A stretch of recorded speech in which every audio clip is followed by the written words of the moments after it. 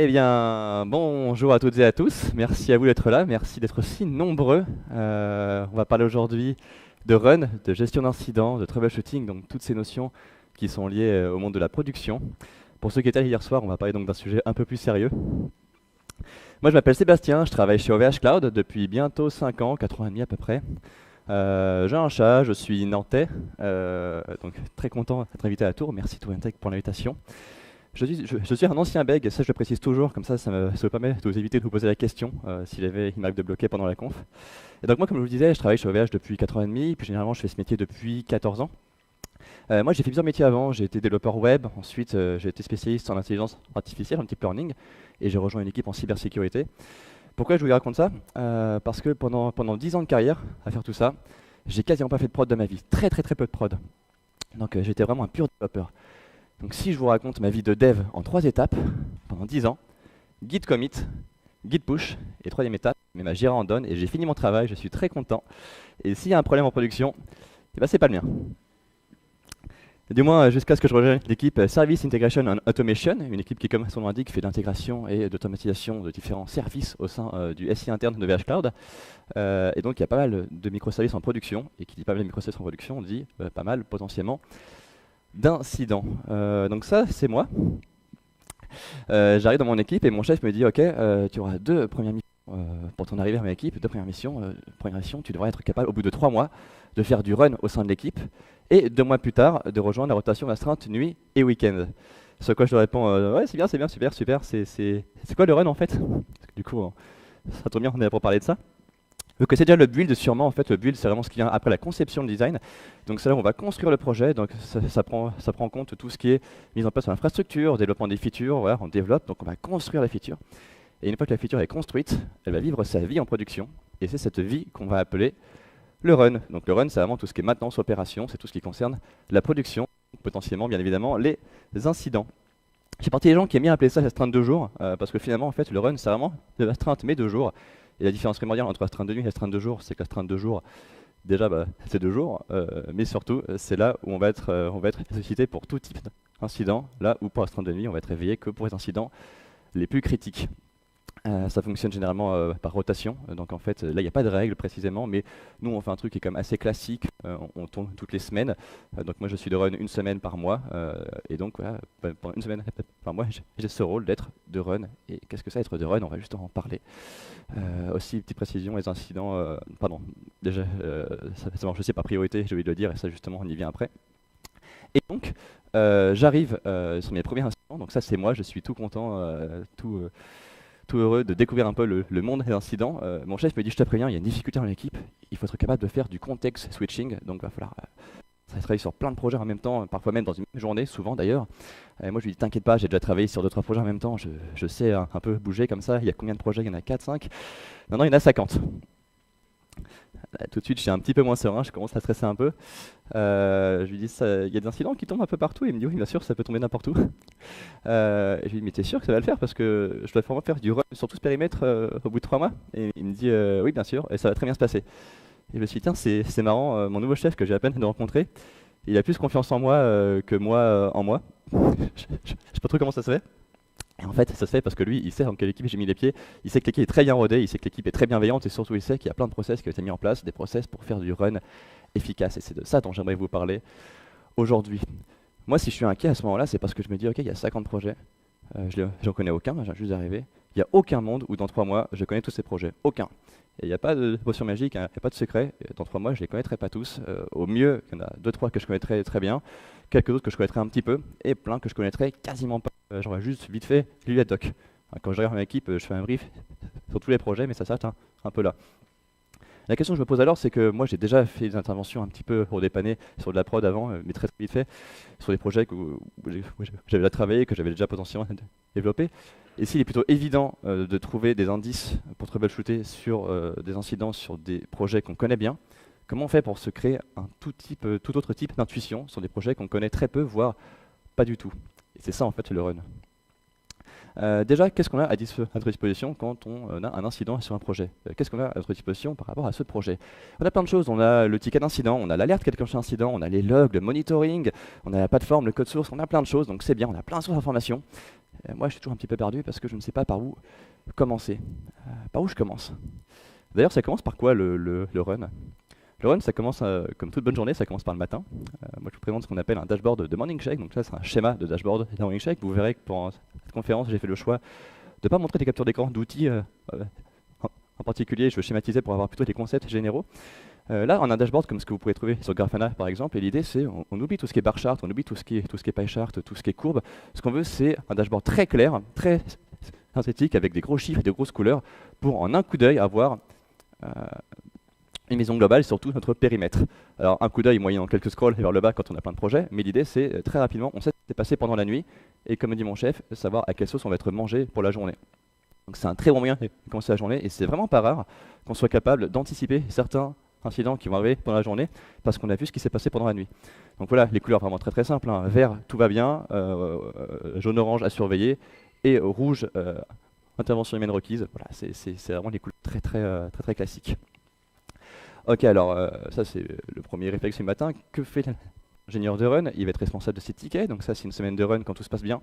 Ça c'est une semaine de run un peu plus réaliste, on a un peu plus d'incidents. Et encore nous ça va, il y en a qui ont vraiment beaucoup plus d'incidents, ça dépend de la taille de l'équipe. Et les fameux niveaux de priorité dont je vous parlais juste avant.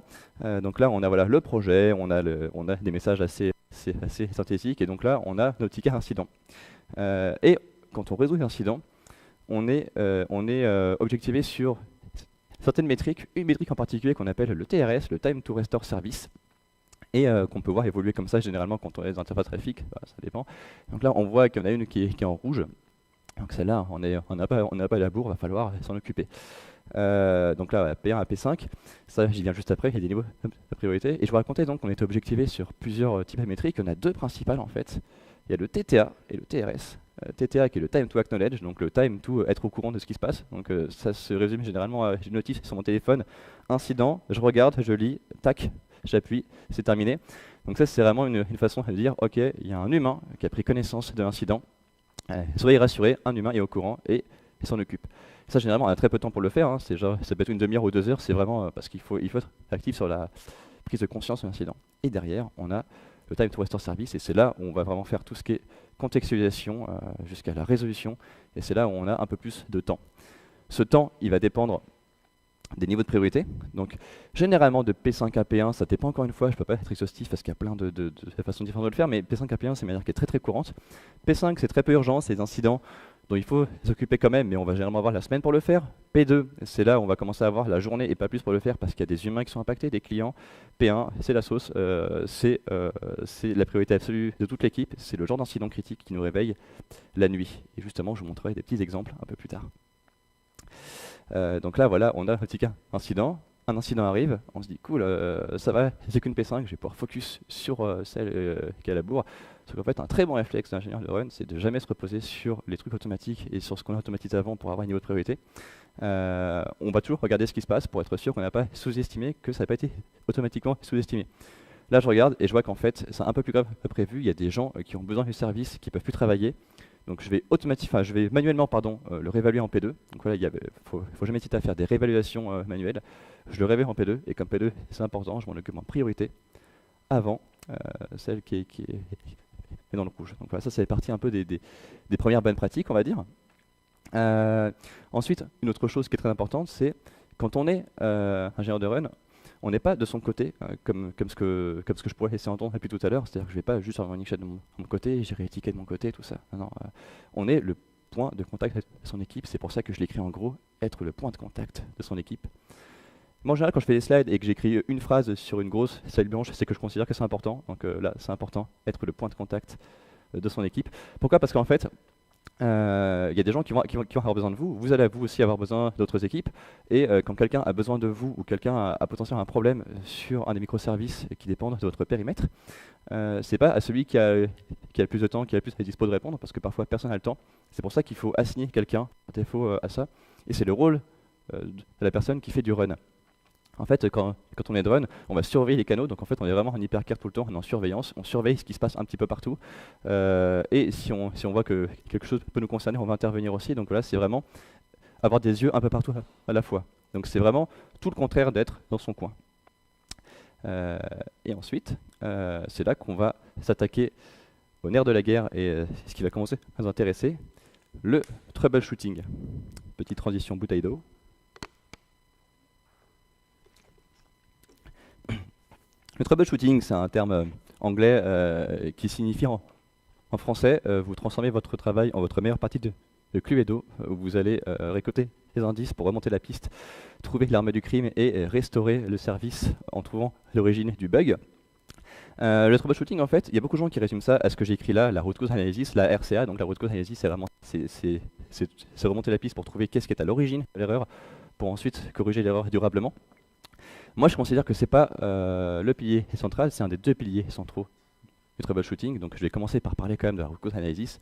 Comment on fait justement pour trouver un petit peu les sources, l'origine des incidents.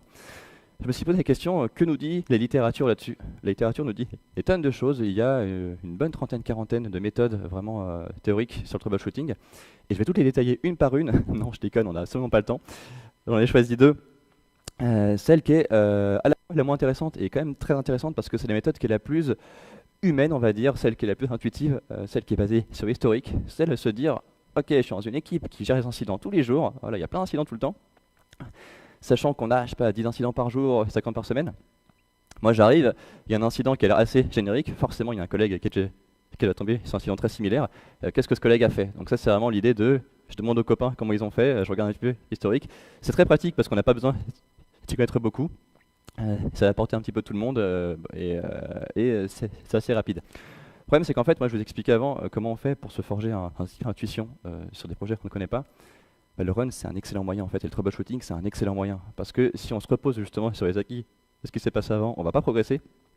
Et chercher la source d'un incident d'un projet dont on ne maîtrise pas le code à la base, c'est un très bon moyen de s'approprier le code mais d'une manière différente. On s'approprie le code d'une manière très particulière quand on le développe, puisqu'on le crée, mais on va s'approprier d'une manière différente quand on va commencer à investiguer dedans. Et c'est ça en fait qui est assez intéressant parce que ça permet, on va jamais s'approprier tout le code en intégralité, on va toujours s'approprier une partie des features, ok, je vois comment ça marche, telle partie de ce microservice, et c'est un peu comme ça qu'on va commencer à droite à gauche à voir des choses. Donc ça c'est pas la méthode que je conseille le plus, mais c'est intéressant d'en parler quand même, et en plus qui dit historique, il dit qu'on est limité aux problèmes qu'on connaît déjà. Donc la méthode qui est la plus connue, qui s'appelle à drill down, en français creuser vers le bas. Donc là c'est vraiment c'est quelque chose qui est très intuitif aussi, hein, c'est l'idée de on a un incident global qui arrive, l'incident c'est service marche plus, service très lent, voilà. Et qu'est-ce qui s'est passé?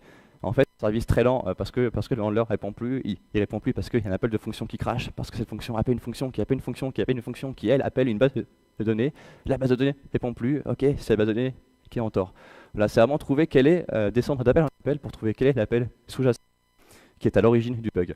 Donc c'est vraiment l'idée qu'on se fait généralement du troubleshooting et de la RCA, c'est vraiment l'idée la plus intuitive, et c'est généralement celle-là, le drill down. Donc ça c'est une approche qui est très rigoureuse, donc qui est très bien, et c'est un très bon moyen de se former justement sur les projets comme je vous le disais plus tôt. Ça prend du temps, c'est son seul défaut, surtout quand on creuse dans le mauvais sens, donc c'est pour ça que ça demande encore plus de rigueur. Également c'est selon moi la meilleure approche. Du moins dans mon domaine, parce qu'en fait ça dépend des domaines, il y a une approche qui est très similaire dans son approche qui s'appelle le bottom-up. Moi j'utilise pas trop parce que c'est moins dans mon scope, mais c'est pour ceux qui travaillent sur des couches un peu plus physiques. Bottom-up c'est en théorie l'inverse, et pourtant c'est très similaire, c'est aller du bas vers le haut. Et quand on dit du bas vers le haut, on parle généralement des couches et du modèle OSI, donc en fait c'est du physique et vers le logiciel. Et donc ça se résume généralement à se dire, ok, bon ça ne marche pas, est-ce que la prise du serveur elle est bien branchée? Donc voilà, c'est vraiment, on regarde ce qui se passe au physique, et on remonte les couches logicielles de plus en plus. Donc voilà, ça c'est vraiment les approches un peu rigoureuses. Donc voilà, ça c'est la théorie pure, hein. Je sais que vous avez hâte que je vous raconte avec un peu plus pratique, mais je trouve ça hyper intéressant d'expliquer l'état d'esprit dans lequel on doit se situer quand on fait du troubleshooting. Sauf que moi, il y a une question que je trouve que les gens ne se posent pas forcément assez, et que moi je me posais pas non plus assez d'ailleurs quand j'ai démarré dans ce métier-là. Quel problème on essaye de résoudre à la base? Vous vous rappelez ce que j'ai dit, hein, une phrase sur une salle blanche comme ça, c'est important. Ça c'est pour moi le deuxième pilier fondamental du troubleshooting. Il y a la root cause analysis qui est d'un côté, et il y a se poser cette question qui est l'autre.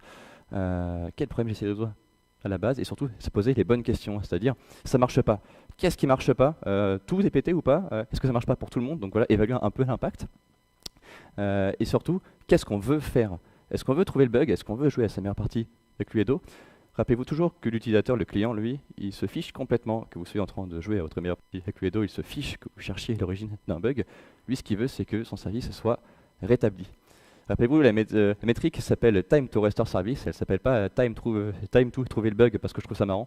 Donc moi, quand j'arrive sur sur mon périmètre, sur mon incident, au début, je suis là, oh, bah, c'est trop cool, j'ai hâte de savoir ce qui se passe, j'ai hâte de comprendre comment ça marche techniquement. Et on veut, c'est que son service soit restauré le plus rapidement possible. Pardon. Et un très bon moyen pour vous expliquer ça, parce qu'en fait, on n'est pas toujours obligé de réagir en urgence, comme je vous l'ai dit, il y a des P5 là, qu'on peut avoir la semaine. Le meilleur moyen pour illustrer comment réagir en urgence, qu'est-ce que c'est que de réagir en urgence et l'importance de réagir en urgence, c'est de faire une petite parenthèse sur l'astreinte de nuit. L'astreinte de nuit, c'est pas la spécialité de mon équipe, mais on en fait quand même, j'ai été réveillé quelques fois. Et donc, pour moi, c'est un très bon moyen d'expliquer comment on réagit en urgence. Donc j'ouvre la parenthèse, le village s'endort, les incidents se réveillent. Un incident en particulier va me réveiller à 4 heures du mat, service très lent. Ok, donc c'est apparemment le service il n'est pas down, service très lent. Qu'est-ce qui se passe? Apparemment suffisamment lent pour que ce soit en dessous de nos seuils de qualité et ça nécessite que je me réveille. Et je connais très peu de projets, pas de chance. C'est un projet qui est load balancé sur 3 machines virtuelles, c'est assez fréquent, donc là la charge est load balancée. Je regarde un petit peu les graphes et je vois qu'on a plein d'erreurs 500. Ça c'est pas bon.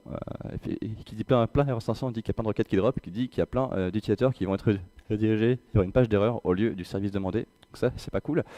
Se poser la question, qu'est-ce qui marche pas? Est-ce que ça marche vraiment pas ou est-ce que ça marche pas pour tout le monde? Donc une erreur n'a aucune valeur si elle n'est pas comparée à des succès. Donc je regarde ce qui se passe avec les HTTP 200 et effectivement on voit qu'on a des requêtes qui passent. Avoir des 500 c'est inquiétant, mais des 500 et aucune 200, là c'est vraiment pire. Là je vois qu'on a quand même les 200, donc ça veut dire que le service il fonctionne et c'est pour ça que les messagers c'est service très lent, le service est très lent, il n'est pas down. Je commence à regarder du coup la latence aussi, la latence correspond plutôt bien et puis je vais regarder les logs qui sont un peu les signes de vie de votre application, ça justement on en parlera un petit peu aussi après. Et là je vois qu'on a plein de messages qui disent erreur 500. Ça correspond à ce que je vois.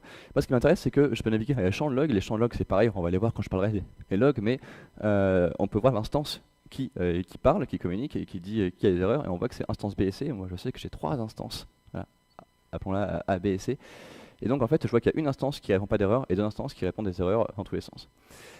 C'est la nuit, je me rends compte que je vais galérer à trouver ça et que j'ai pas plusieurs heures devant moi parce qu'il faut restaurer le service le plus rapidement possible. C'est vraiment le principe des incidents critiques. Donc moi ce que je vais faire, c'est que je vais faire les trucs les plus simples.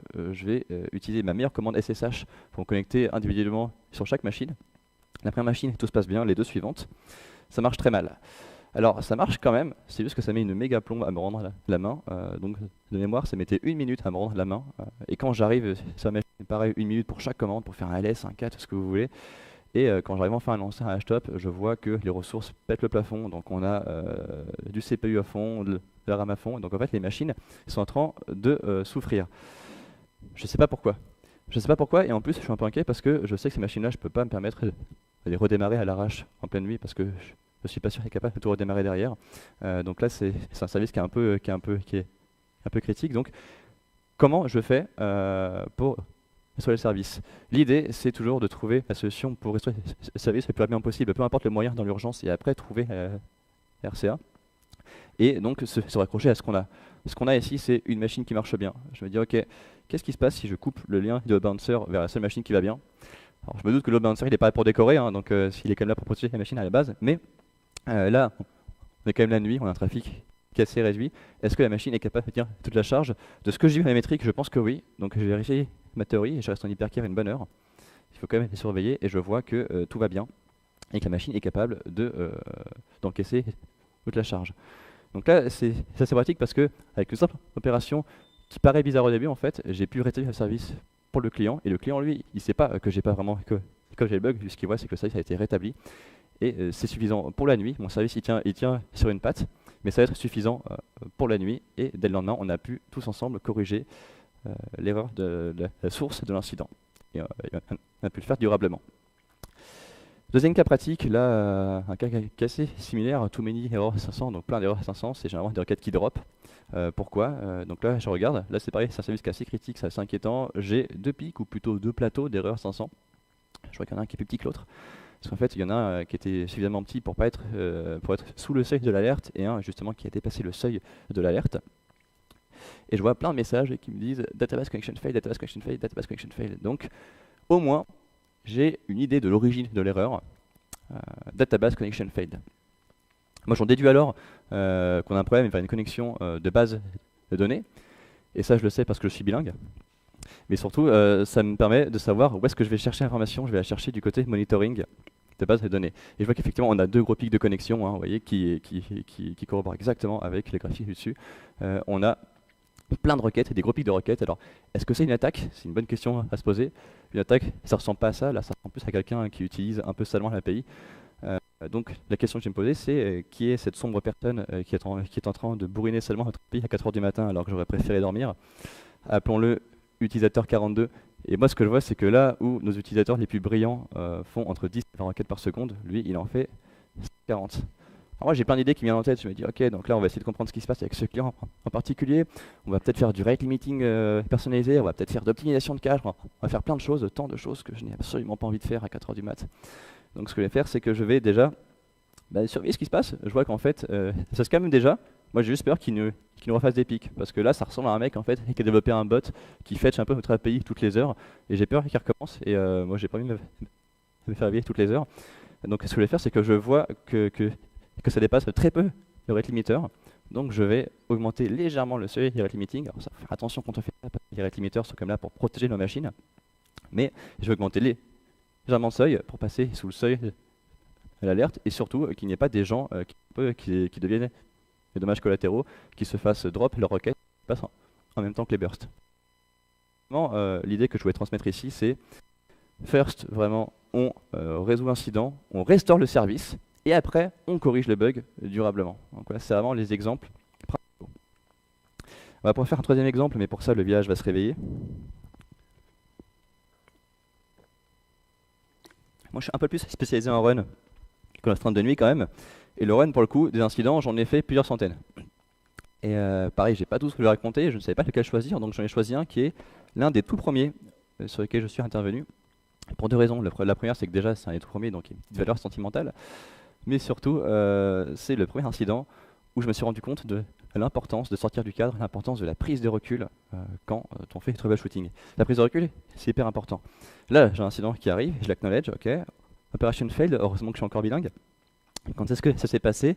Je regarde dans l'alerte, j'estime l'impact de l'incident, et je commence à regarder les logs et je vois creating user operation failed, ok, l'opération a raté sur le fait de créer un utilisateur. Donc là, j'ai même pas besoin de connaître vraiment le service, je sais déjà que c'est un service qui va créer des utilisateurs quelque part, que ça foire. Alors moi, je regarde effectivement l'opération, donc ça, c'est des champs qui sont très intéressants. C'est intéressant de loguer ce qu'on était en train d'essayer de faire au moment où le log est arrivé. Donc là, on voit que l'opération correspond exactement avec le message. Donc là, on a une opération qui ne fonctionne plus. Et est-ce que je peux en déduire que l'opération création utilisateur ne fonctionne plus? La réponse est on ne sait pas, il est trop tôt pour le savoir. Rappelez-vous, les erreurs n'ont pas de valeur si on ne les compare pas au succès. Donc une fois qu'on a bien filtré sur les erreurs, on prend un peu de recul et on regarde. Et on voit qu'en fait, il y a des succès. Donc l'opération fonctionne. Si l'opération fonctionne, qu'est-ce qui ne fonctionne pas? Et là, je suis un peu perdu, justement. Là, je commence à sécher complètement et je demande à un collègue qui est plus expérimenté de moi comment on fait. Et il me dit, bah, tiens, regarde un petit peu les champs de log, l'opération, on s'en fout, on voit qu'elle marche. Il y a un champ qui s'appelle le pod ID. C'est le pod sur lequel tourne voilà, le service. Et on voit que c'est toujours le même ID. Donc en fait, c'est toujours le même pod qui répond. Et nous, les services, ils sont toujours scalés sur plusieurs pods. C'est pas normal qu'il n'y ait qu'un seul qui réponde. Est-ce qu'à tout hasard, tu n'aurais pas un pod qui serait par terre?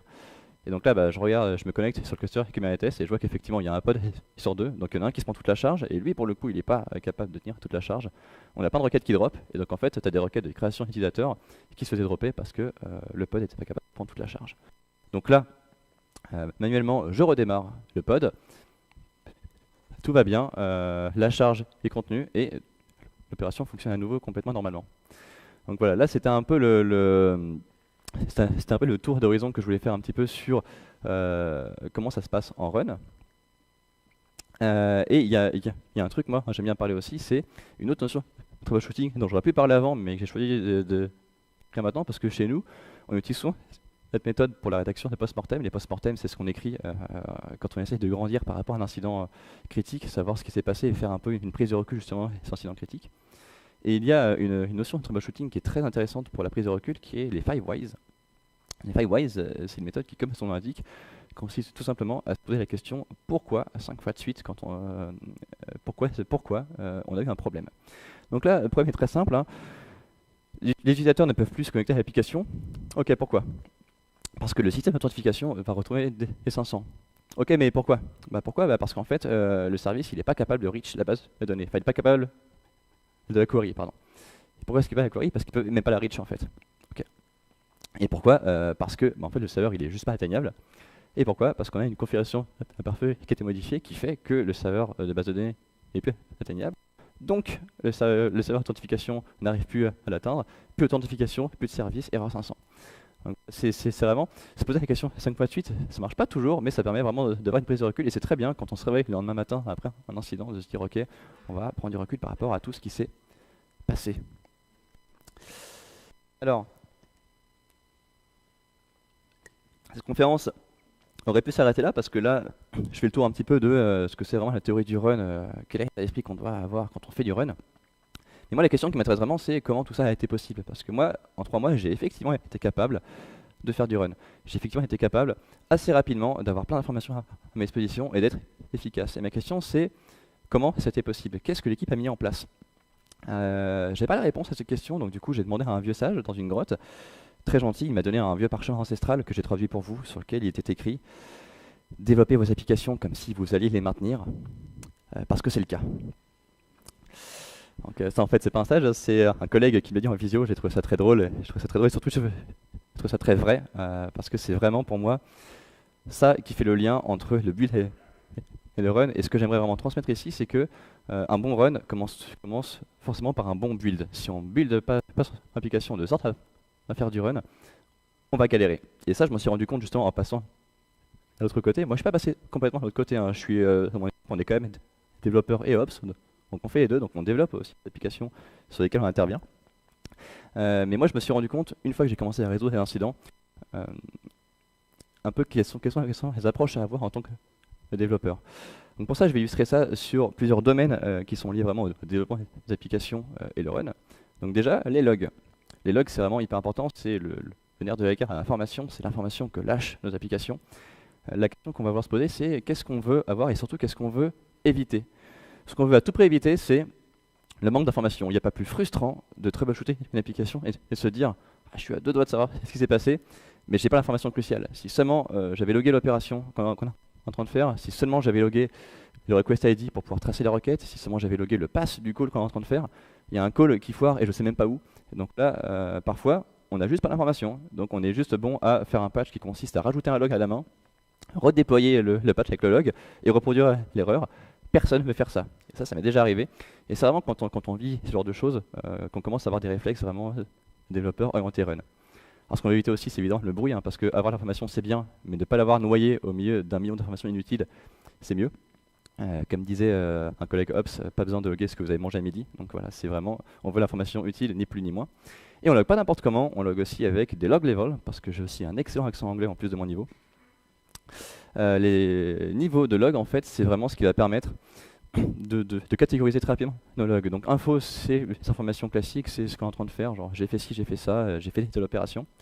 Warning, c'est des messages qui pourraient devenir des erreurs, mais qui ne le sont pas encore, contrairement aux erreurs qui, elles, sont des réelles erreurs, et qui donc vont faire crasher une partie du service ou le service complet. À l'opposé de Fatal, qui lui va généralement faire crasher tout le service, donc c'est une erreur plus. Des bugs qui permettent d'avoir des logs en plus pendant la phase de développement, donc c'est des logs qui sont généralement désactivables par un flag, et trace pour tout ce qui touche au profiling.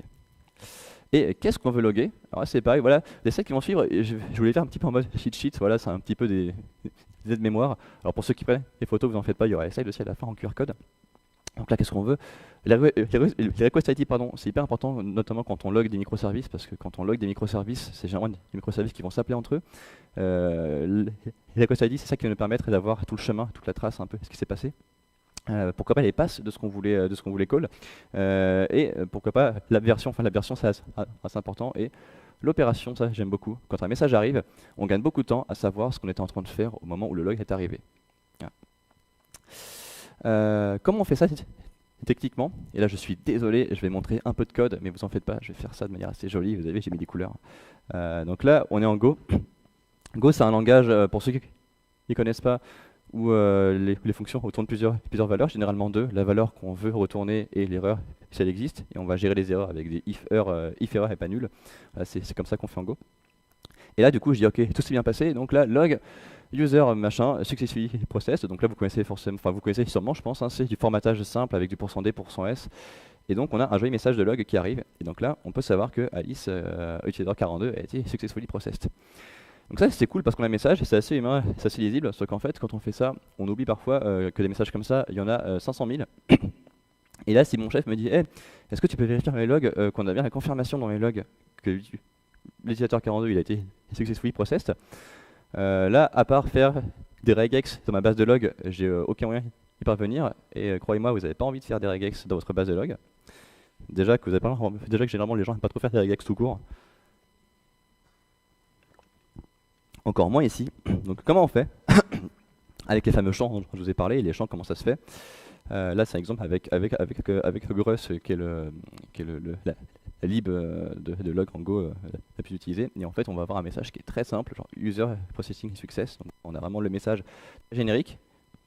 Et ça va se traduire par des messages qui seront du coup très simples. Et grâce aux champs que vous voyez au-dessus, donc user ID, username, opération, on va pouvoir, grâce à un outil derrière qui visualise les logs de manière plus jolie, comme Greylog par exemple, déployer les logs et voir toutes les informations. Donc ça permet non seulement de les voir plus joliment, plus simplement, et même humainement c'est mieux, mais en plus on va pouvoir faire des requêtes derrière pour pouvoir courir les logs. Donc ça c'est un exemple de requête Lucene dans une stack Elasticsearch, et ça marche très bien. Donc voilà, là je fais la requête et je peux directement vérifier si le log il existe. Donc ça c'est hyper pratique et ça je m'en sers très souvent pour troubleshooter. Ok, donc c'est sympa. Il n'y a pas que les logs, il y a aussi les métriques, le monitoring.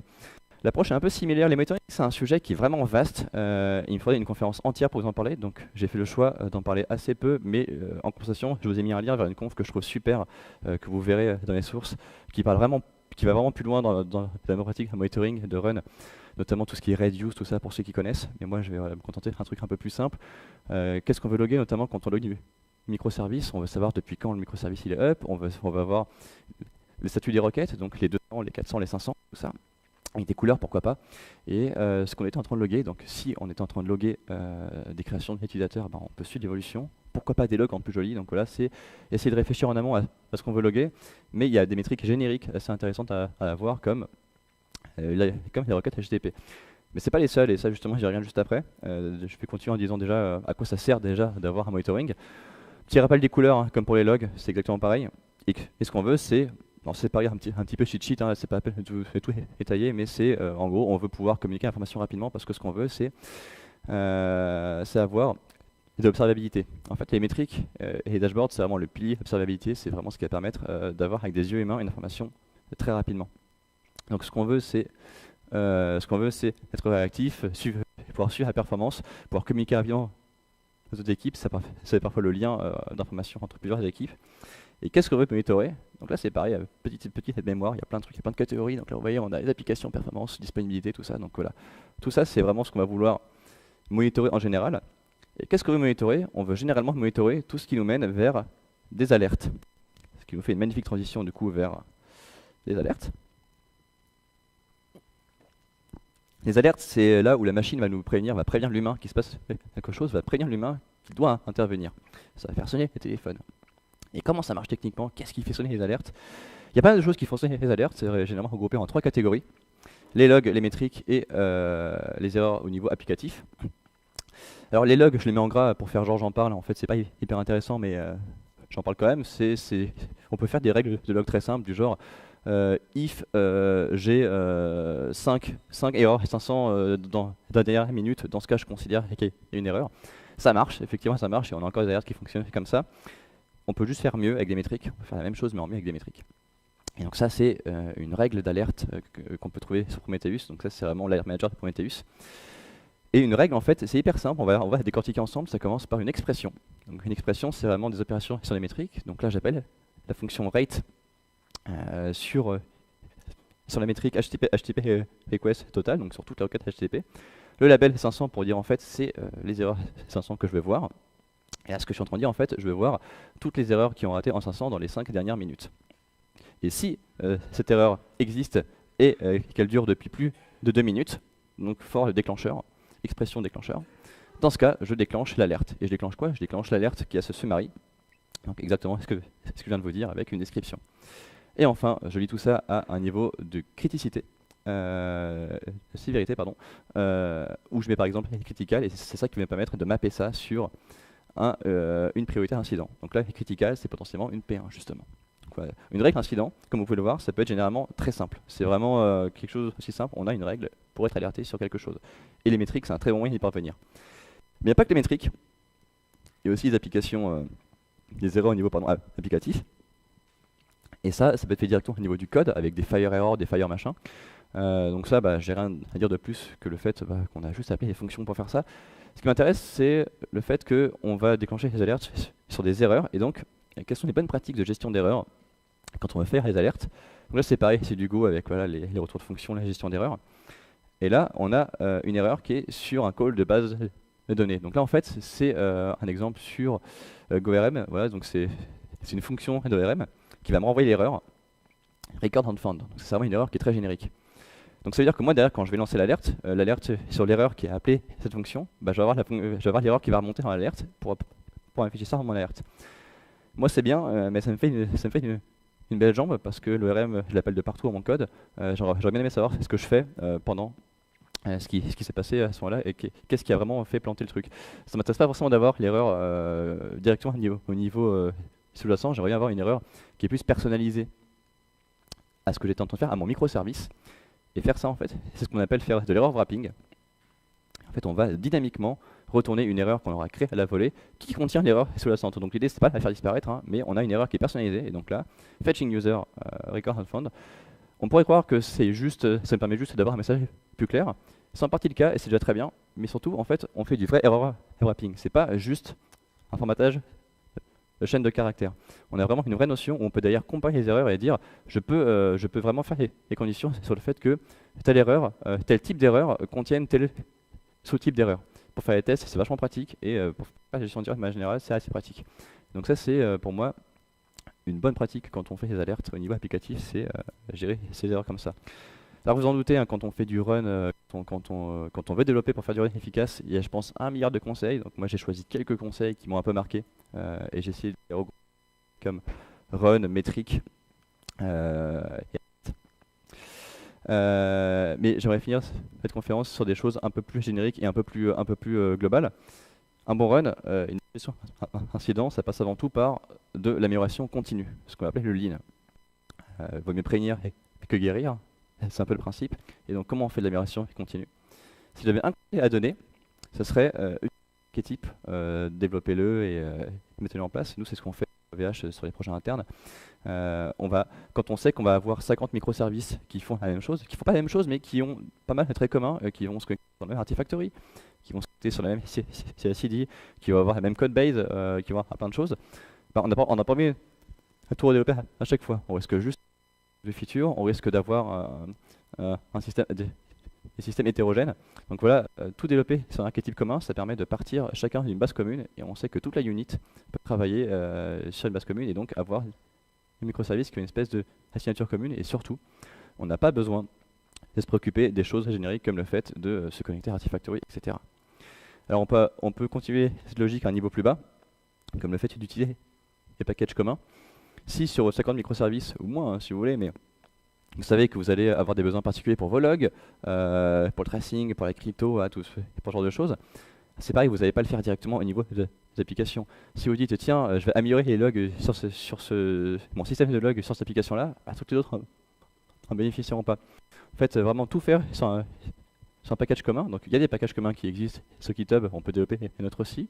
On peut développer des packages communs qui dépendent de packages communs. Donc voilà, c'est très open source.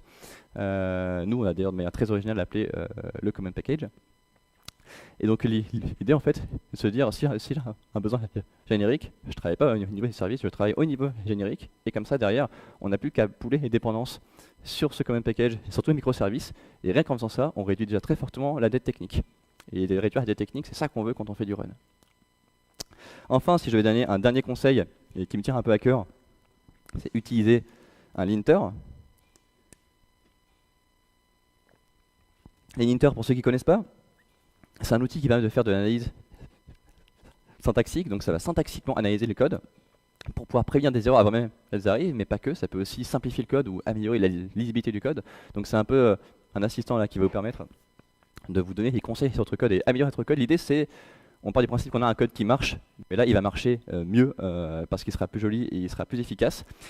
Alors là, il me faudrait une conférence entière pour vous en parler, et ça tombe bien parce que cette conférence, je l'ai coécrite avec un collègue justement de mon équipe, qu'on a eu l'honneur de donner en Tchéquie en 2025, donc vous pouvez, n'hésitez pas à la checker, elle nous tient beaucoup à cœur.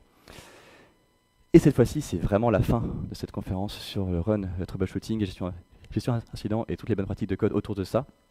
Vous pouvez trouver quelques sources ici, comme promis la source sur le monitoring efficace, d'autres sources sur les bonnes pratiques de code.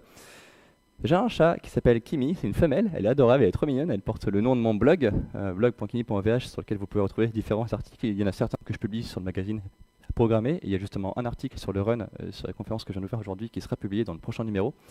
Donc n'hésitez pas à checker ça. Si vous avez aimé cette conférence et ma façon de la raconter, n'hésitez surtout pas à checker ces articles. N'hésitez pas à laisser un petit feedback, ça prend 5 secondes et ça me permettrait de m'améliorer, donc ce serait très gentil de votre part, surtout s'il est gentil. Faites comme vous voulez. On a des petits stickers aussi, goodies pour ceux qui veulent après. Et je vous remercie encore pour votre écoute à toutes et à tous. Et je remercie encore une fois Tourentic pour l'invitation. C'est un vrai plaisir d'être ici.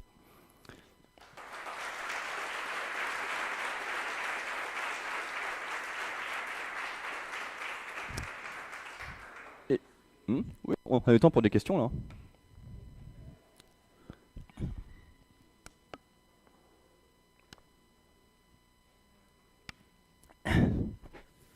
Pas de questions?